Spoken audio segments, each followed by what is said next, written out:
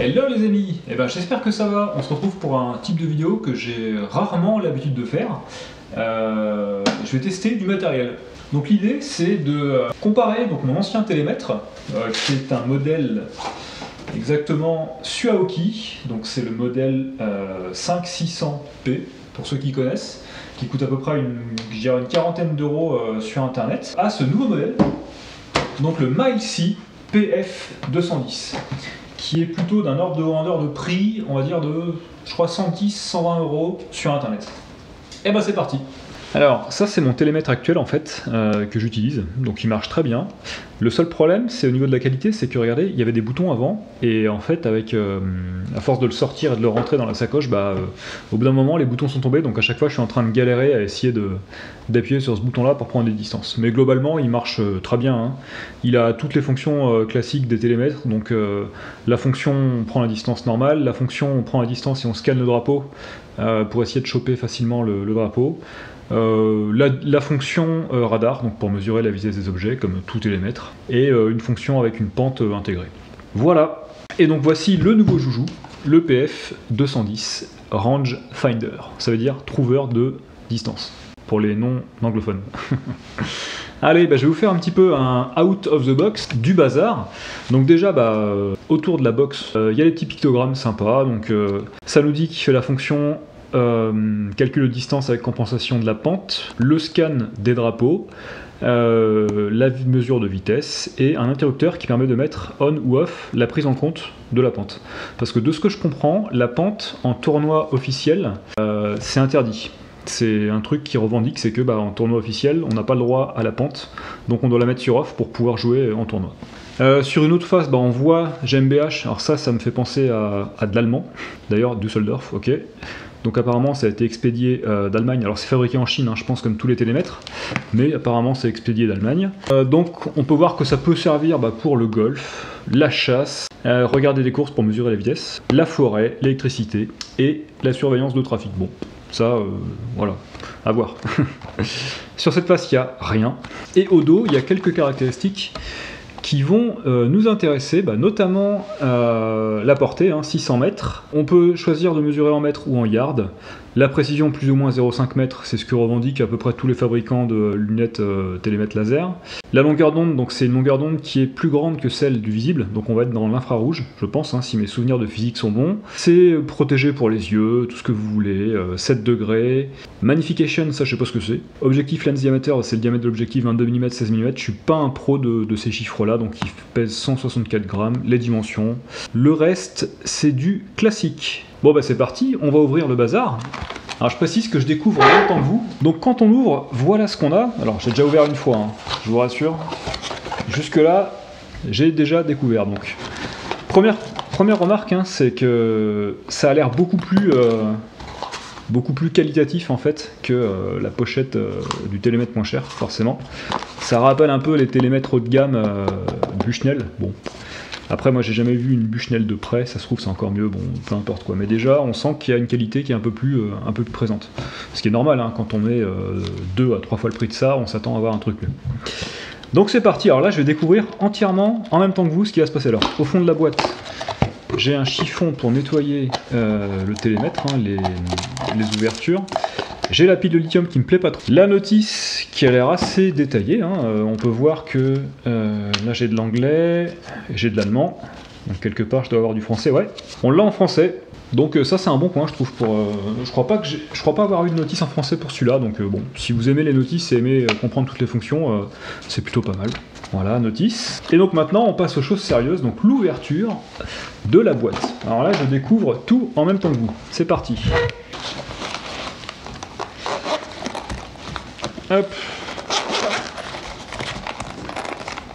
Alors à l'intérieur, on trouve. Alors déjà, ça s'ouvre pas complètement. Ça fait un peu.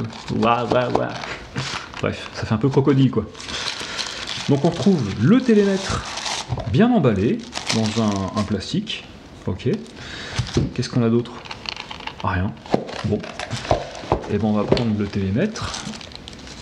Donc le télémètre. On va y aller doucement, voilà. Alors, 2 boutons, comme tout, les optiques que vous voyez là, Milesy, Golf Laser Rangefinder. Il y a une espèce de référence, c'est pas sur la boîte, mais bon, ok. Ça doit être le coffret d'alimentation de la pile. Va falloir que je comprenne comment l'ouvrir pour mettre la pile. Bon, ça devrait aller. Hein. Donc là, on peut voir que oui, bah voilà, ça fait varier la mise au point. Donc, ok, très bien. Bon, déjà première impression. Alors, on va comparer à l'autre. En termes de poids, on est plus, ouais, même pas. J'allais dire on est plus léger, mais c'est même pas vrai. Je pense qu'en termes de poids, ça se vaut. Et encore, il n'y a pas la pile. Bon, la pile n'est pas très grosse. Hein. Donc en termes de poids, il n'y a pas de différence. Les objectifs, bon, bah il y a un objectif là, il y a 2 ouvertures là, ça c'est ultra classique. Il y a 2 vis apparentes. Bon, ouais, ok. Ça, je m'en fous un peu, le design. Ça fait la même taille, la prise en main est identique, sauf que j'espère que ces boutons sont de meilleure qualité que ceux qui m'ont lâché ici. Donc là-dessus, il n'y a pas de grosse différence. Allez, je vais essayer de mettre la pile. Et bah, je vous recontacte, parce que je vais peut-être galérer. Alors comment ça marche ça?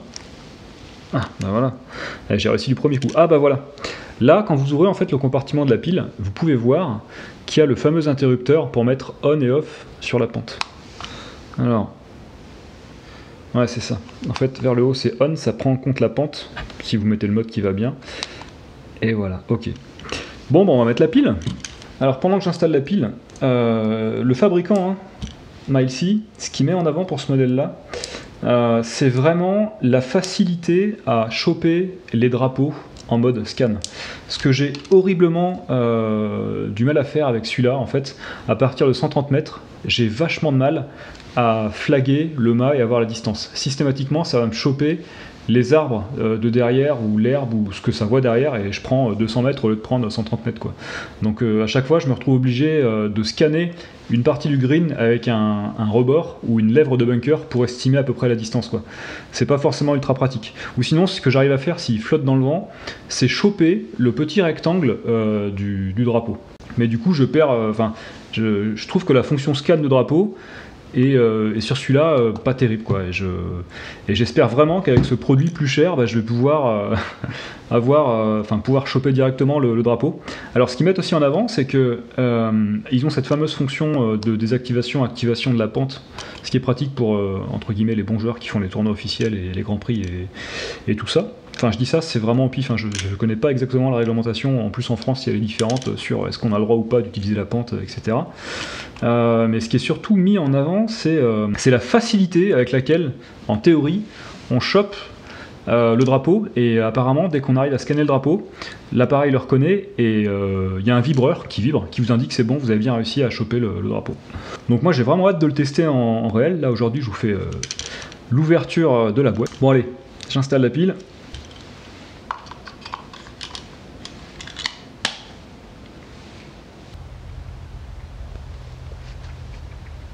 Alors sur le terrain, qu'est-ce que ça donne?